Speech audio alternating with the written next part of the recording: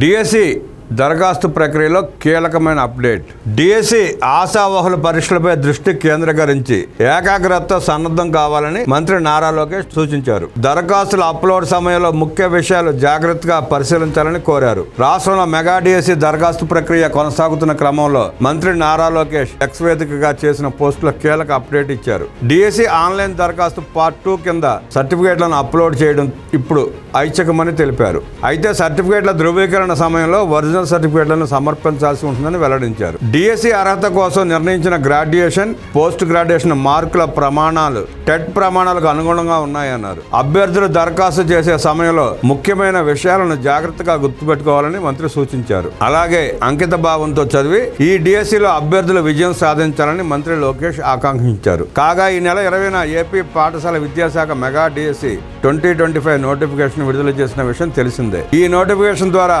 రాష్ట్ర వ్యాప్తంగా 16,347 ఉపాధ్యాయ పోస్టులను భర్తీ చేయనున్నారు.